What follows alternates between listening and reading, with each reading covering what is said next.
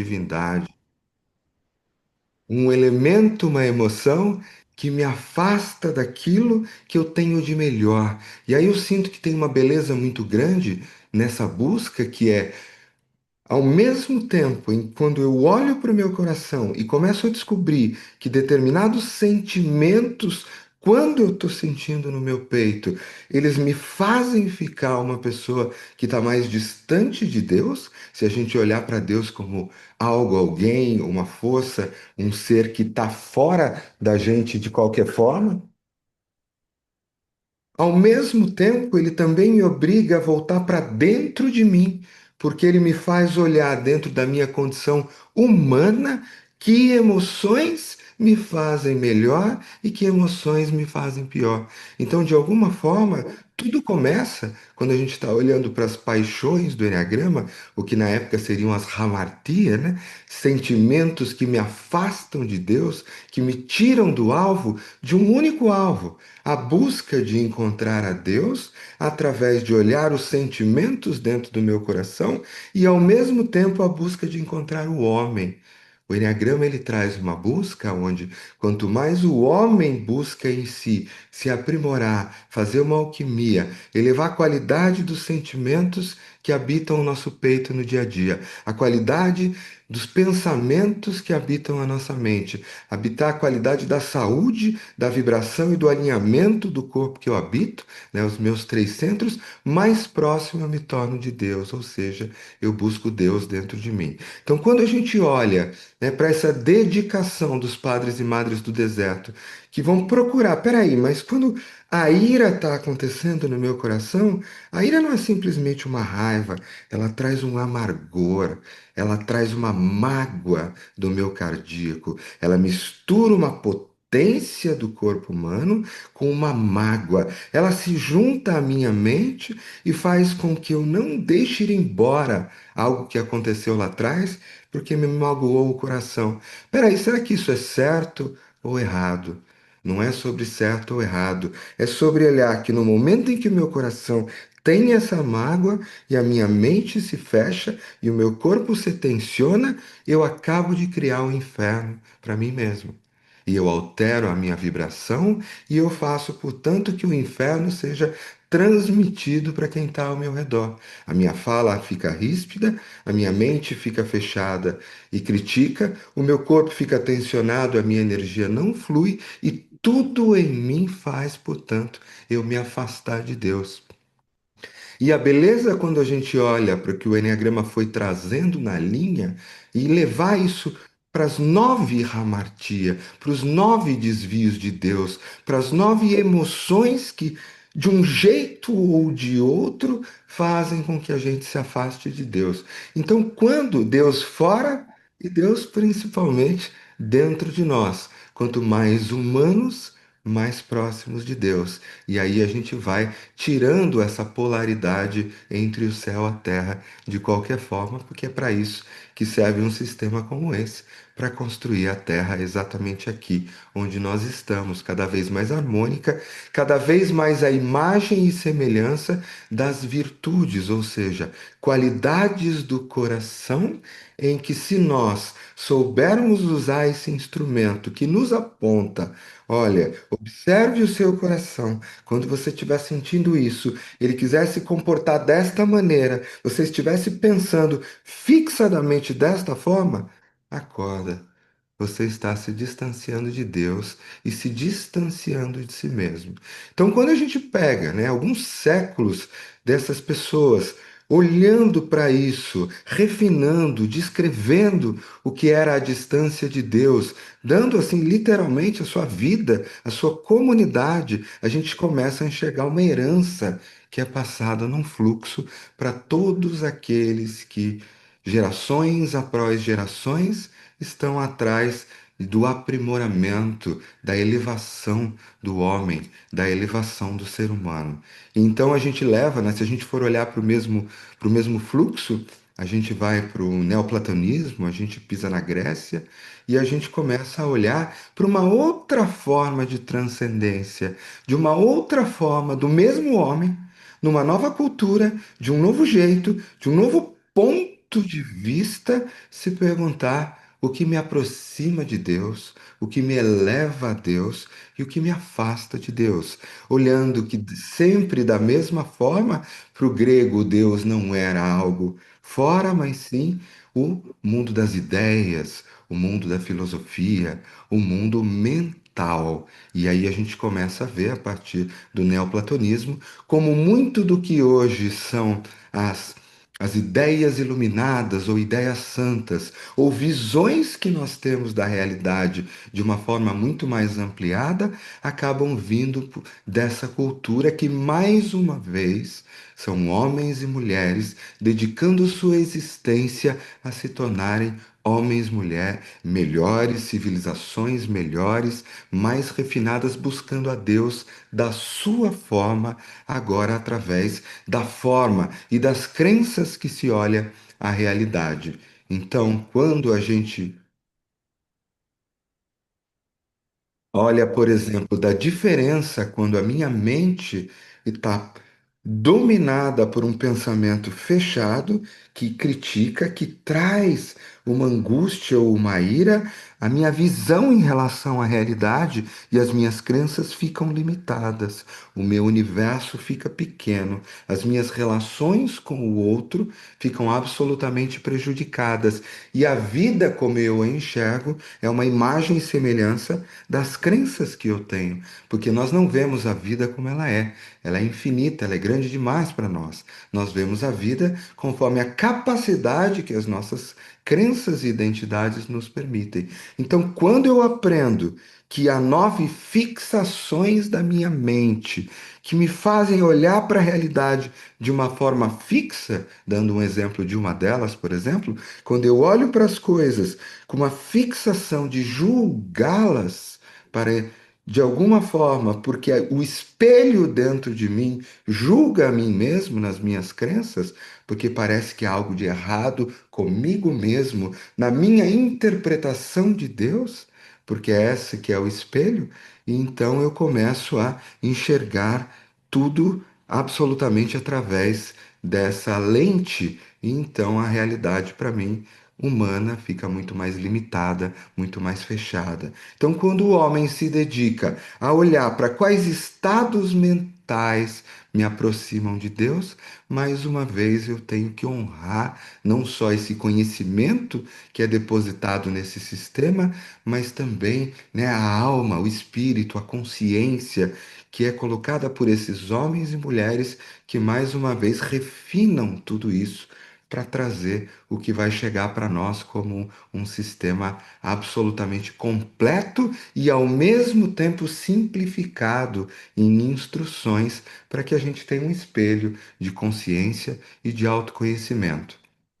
Estamos falando de um conhecimento que atravessa, né, eras e séculos. A gente pode olhar para o quanto ele foi sendo trazido e influencia o cristianismo de muitas formas. A gente sabe disso quando a gente olha para os pecados capitais, que influencia uma série de outras linhagens de desenvolvimento, linhagens de aprimoramento.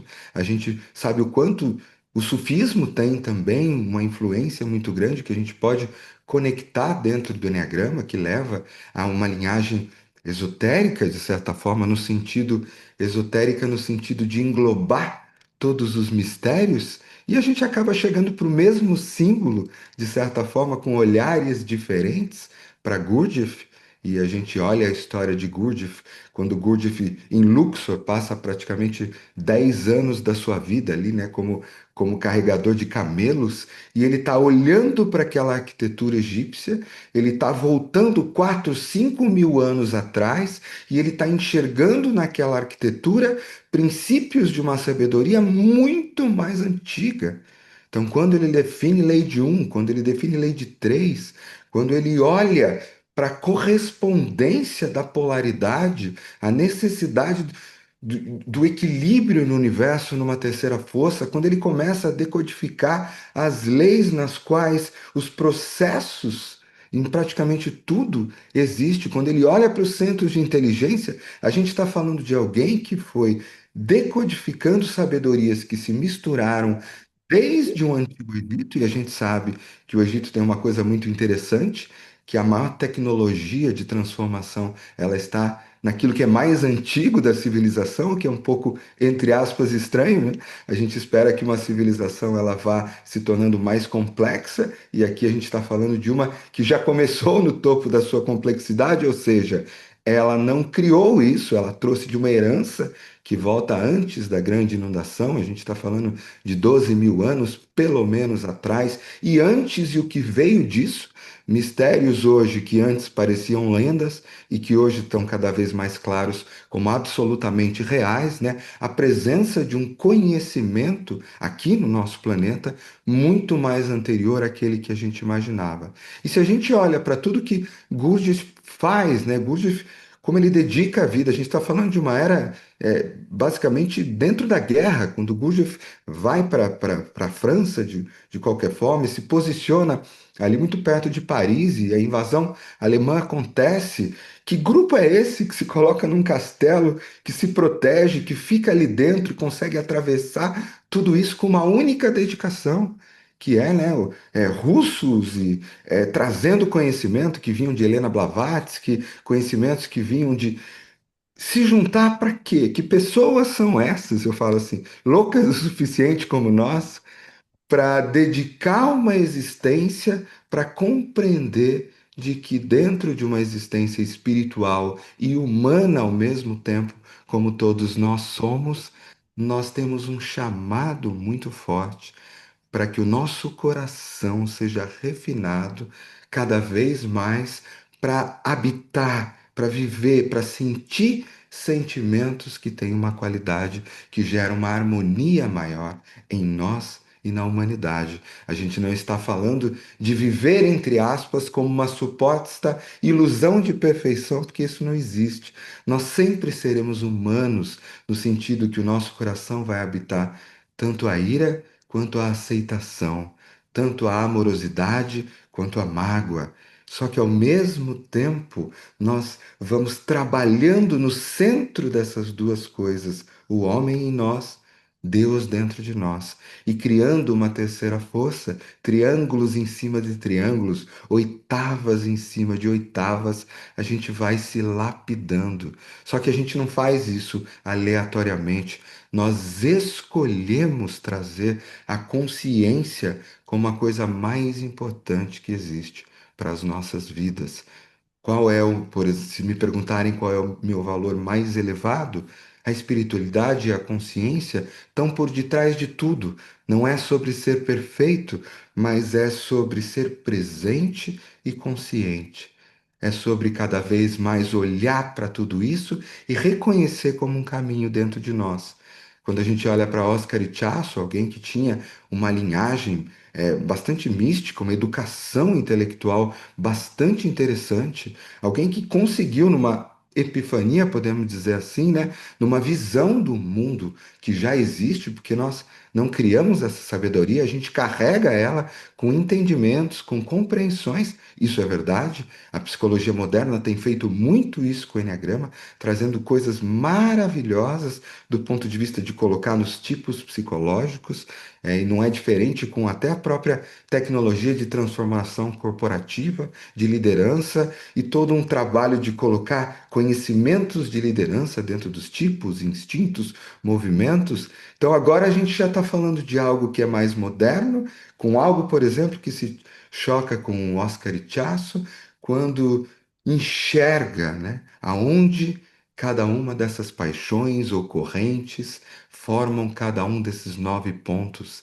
E a gente olha para Cláudio Naranjo depois e todo um conhecimento, né, psiquiátrico e medicina e um entendimento de que sim, as pessoas se fixam em determinados caracteres ou determinadas tipos mais fixados, impossibilitadas de ser o todo, porque se fixam numa mente mais fixa, num coração mais fixo e num corpo mais fixo, repetindo padrões. E então isto também não é ruim.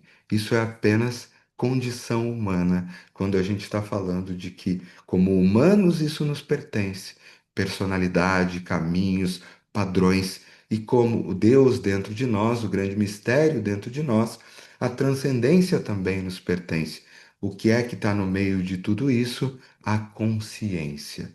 Então, se existe algo que eu gostaria de colocar do mais profundo do meu coração, num respeito, me emociona bastante, é ver todos nós, né, ao redor do mundo, dentro, ao redor da nossa língua portuguesa, se dedicando, tendo por detrás de nós toda essa história, que não é só uma história, mas são sentimentos, são dedicações, são conhecimentos que são trazidos, né, de mundos muito além dos nossos, mas que são dados de presente segundo o sacrifício de muitas pessoas, sim, ao longo desses séculos todos, para transformar esse presente em matéria, em material, em instrução, em espelho, em filosofia, para que nós aqui hoje possamos nos juntar e ter, não só para nós,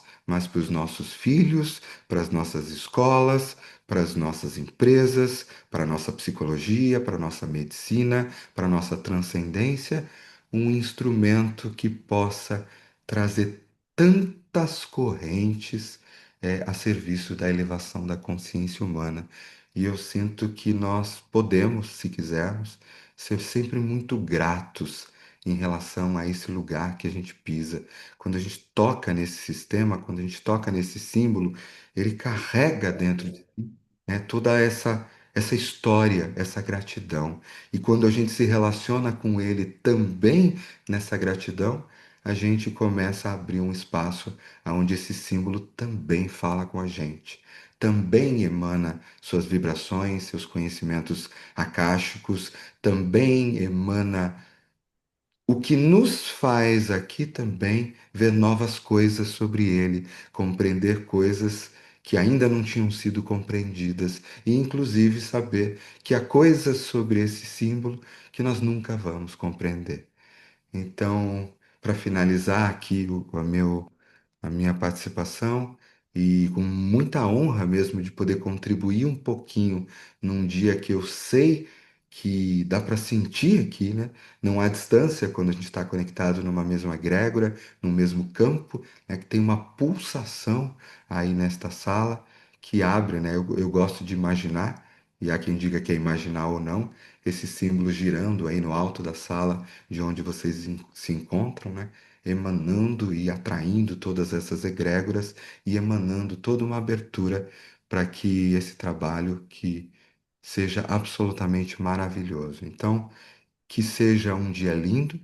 Na verdade, a gente pode pensar que já foi, né? Abençoados por tanto conhecimento, que todos esses seres que vieram antes possam colocar esse conhecimento e as mãos sobre cada um de vocês, e que cada um de vocês também possa se honrar por estar aqui neste sábado, olhando para a consciência, para a harmonia e contribuindo para a elevação da consciência humana através do enneagrama, desse símbolo tão profundo e tão sagrado, e que seja absolutamente um excelente dia com essas pessoas maravilhosas que virão compor esse dia para vocês. Então, assim, eu agradeço, envio um beijo imenso para todos e desejo uma conferência maravilhosa para todos vocês.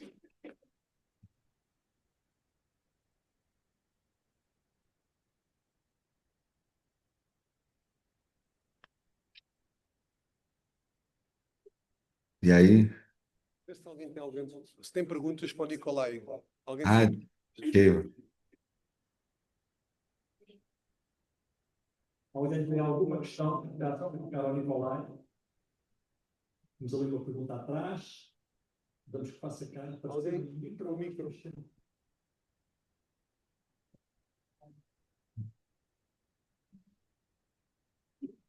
Ou segundo.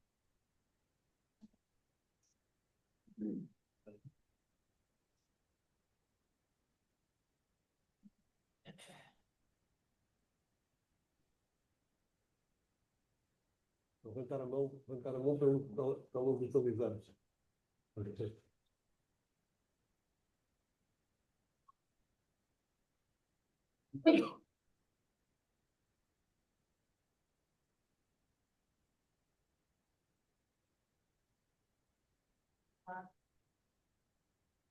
Deixa estar. Fala, Williams. Posso? Jesus. Já sou. Olá, Nicolai. Olá, Muito obrigada pelas palavras. Então, há aqui uma frase que o Nicolai disse, ao qual eu me fixei, que é as pessoas fixam-se na mente, no coração, repetindo padrões. Então, a minha questão é se, através do Enneagrama, e eu sou muito recente no Enneagrama, o objetivo é nós sairmos dessa fixação e entrarmos talvez num círculo entre tudo que compõe o Enneagrama, tudo que compõe o símbolo, e sairmos dessa fixação para sermos melhores pessoas, vivermos mais felizes e, como o Nicolai diz, estamos mais perto de Deus. Então a minha questão é essa, se o objetivo é mesmo sairmos dessa fixação. Obrigada. obrigado pela pergunta. Eu diria que esse é um dos objetivos principais, se não o principal de todo e qualquer sistema de elevação da consciência.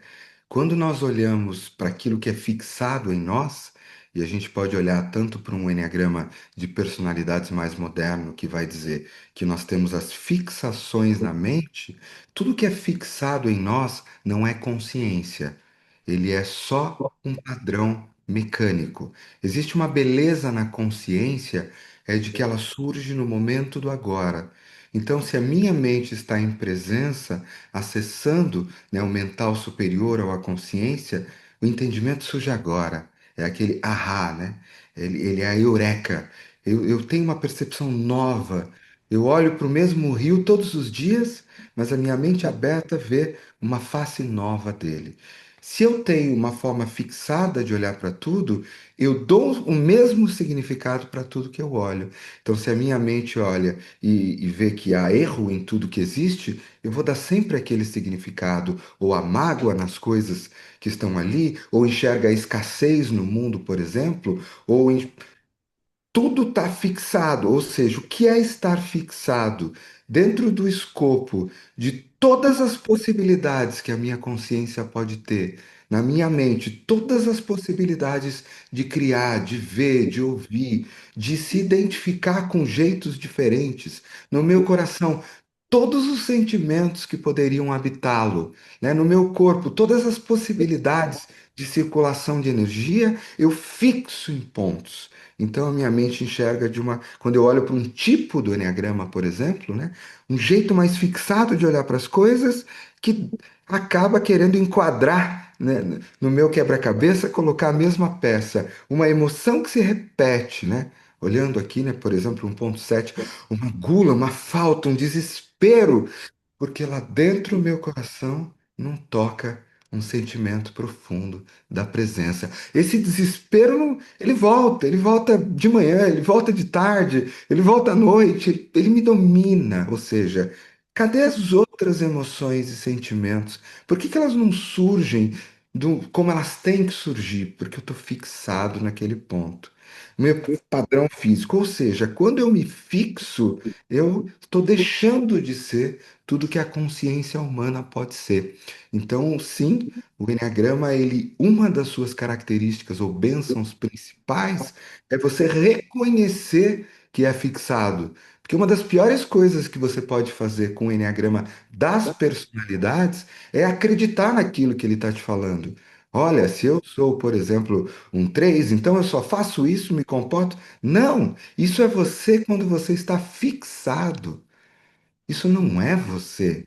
Isso é uma fixação da sua consciência. Então, mas por que que eu aprendo então isso? É para dizer, olha, eu sou esse três que não para de trabalhar e estou atrás de meta o tempo inteiro? Não é para isso. É para olhar para isso. Ei, isso aqui sou eu ou são os meus padrões mentais e emocionais fixados? Será que isso não está me aprisionando dentro de mim mesmo? Será que eu não tenho 1 milhão de outras possibilidades de ser diferente disso? Será que isso aqui não é só uma estrutura mais mecânica, menos consciência, por conta de uma ferida no meu coração que não toca o valor mais profundo dentro de mim, uma hamartia?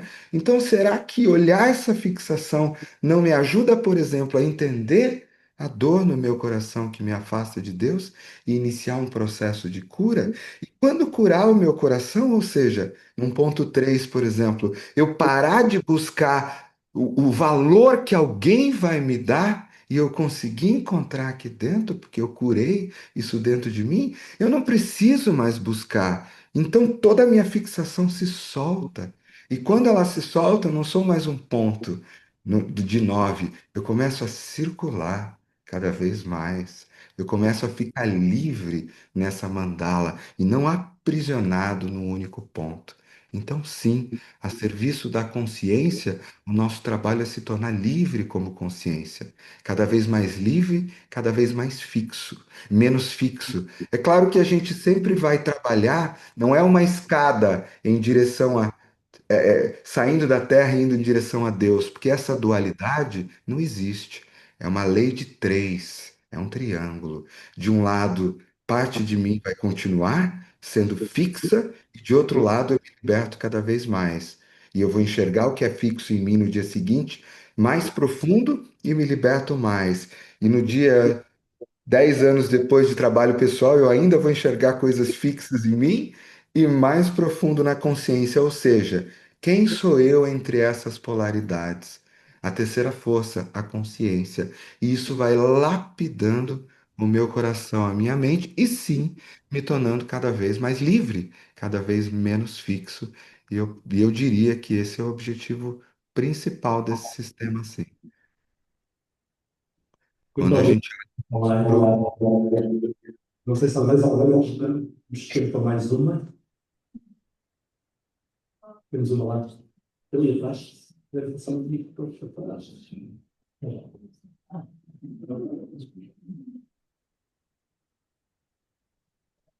Bom dia a todos. Bom dia, Nicolai, Michele aqui. Um prazer estar com Bom você dia. novamente. E eu queria que você falasse um pouquinho para a gente de como você enxerga o Enneagrama no momento presente e as perspectivas futuras, com todas as transformações que temos vivido nesses tempos. Obrigada.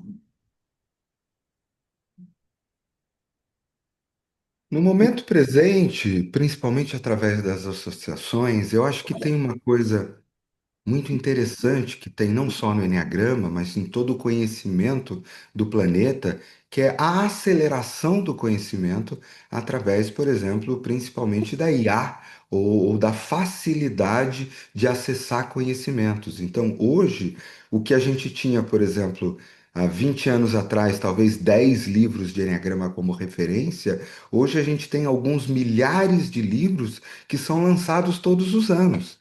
Então, a gente tem pessoas fazendo pesquisas mais específicas. É claro que a gente vai ter muitos livros que são repetições ou que talvez não tenham qualidade, mas a gente tem muita coisa de qualidade ao redor do mundo inteiro e que às vezes a gente nem sabe que existe. Né? Se a gente for olhar, agora a gente está quase atravessando a fronteira da linguagem. Daqui a pouco, na própria inteligência artificial, vai conseguir fazer a nossa tradução simultânea. Eu não dou mais do que um ano ou dois para qualquer língua que a gente encontrar e quiser. A gente vai ter uma explosão de conhecimento. E quando a gente tem uma explosão de conhecimento, o conhecimento se torna commodity, vamos dizer assim.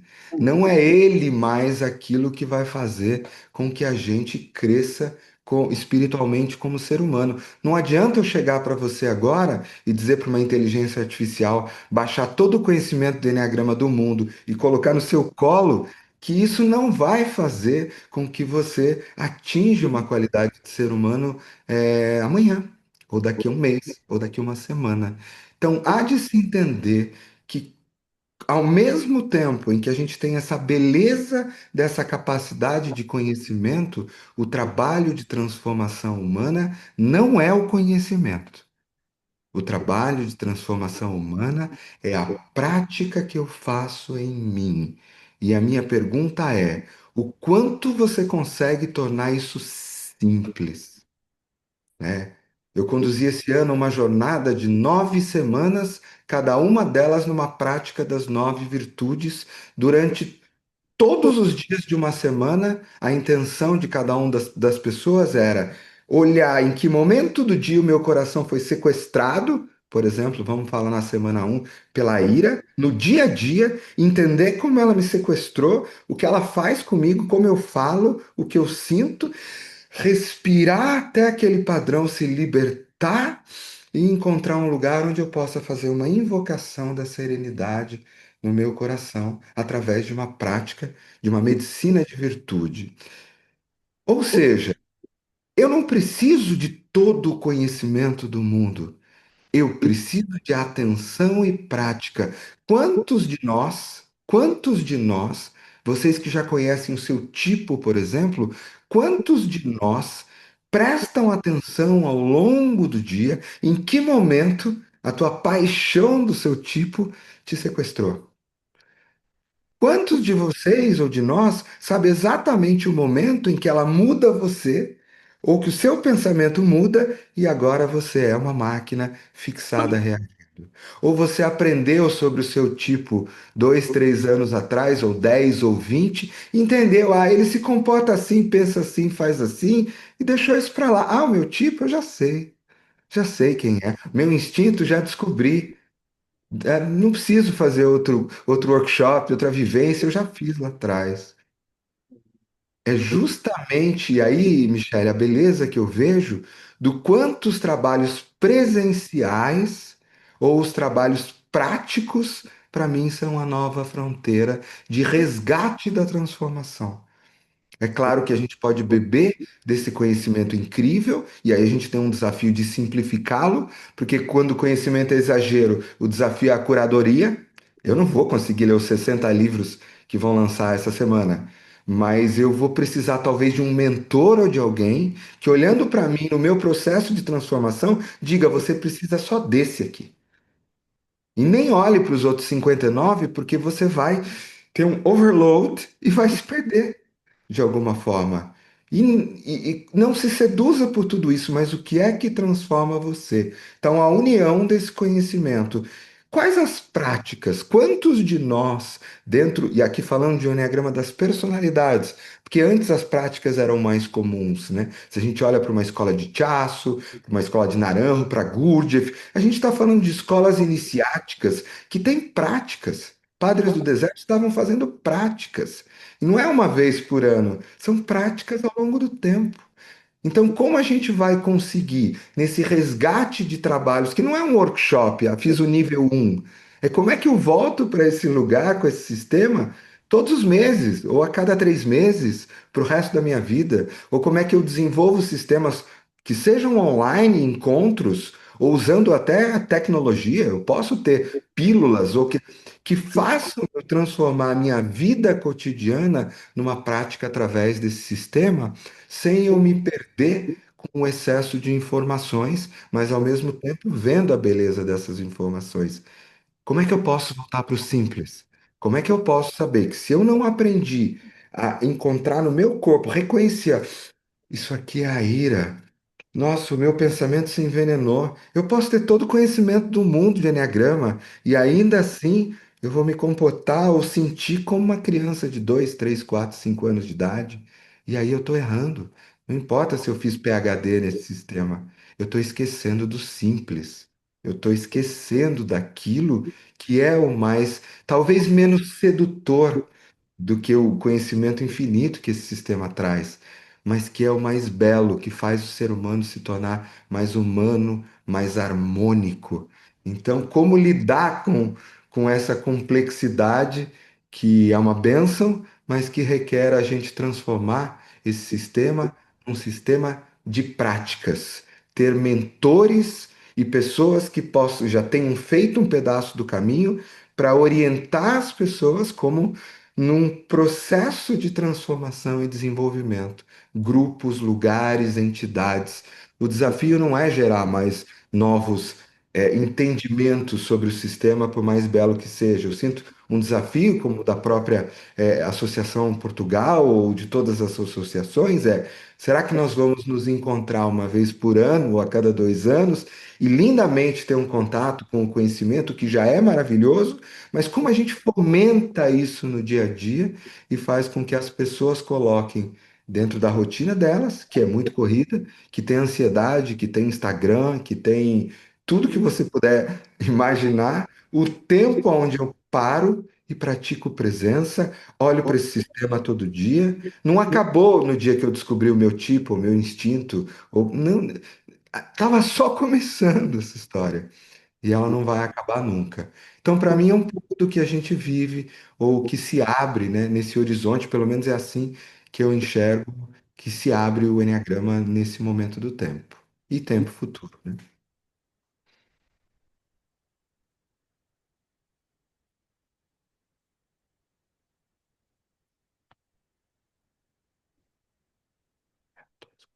Muito obrigado, Obrigado, Nicolai, obrigado. por nos recordares que o caminho do Diagrama é, antes de tudo, uma herança de sabedoria viva e transformadora, mas que nos dias de hoje há caminhos aos quais devemos estar atentos e devemos seguir para não nos perdermos no mundo da informação. Seguimos agora com Mónica Correia, com o tema Humanidade e Presença nos três centros de inteligência. Um mergulho prático aos três centros de inteligência, mente, coração e corpo. Uma proposta para sentir mais do que apenas compreender. A energia de cada centro. Convido-vos a participarem com a cabeça e o coração aberto. Com vocês, Mónica. Muito obrigada.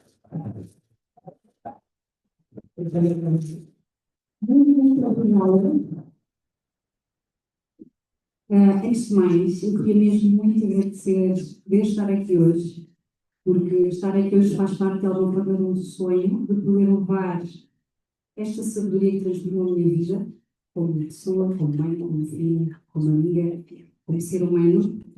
Depois de 18 anos de carreira profissional, eu decidi fazer isto da minha vida e levá-la hoje para líderes e para as pessoas que estejam abertas ou que queiram conhecer. Mas não é sobre isto que eu vos quero falar hoje. Eu queria começar aqui esta intervenção com uma pergunta, e fazendo o gancho com o Nicolai Cursino. Eu represento em Portugal esta escola, ou seja, sou representante do Instituto Nicolai Cursino em Portugal. Mas eu gostava de vos fazer aqui uma pergunta e fazer o gancho exatamente do que o Nicolai trouxe agora no final.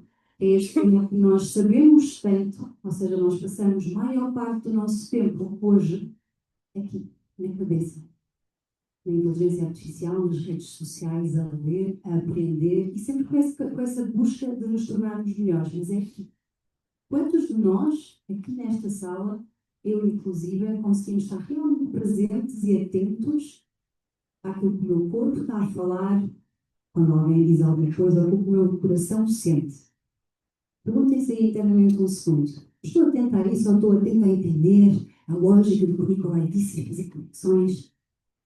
Ou sou mais uma pessoa que isto teve aqui uma reação? Quando é que nós estamos presentes realmente nos três centros de inteligência que eu já vou falar?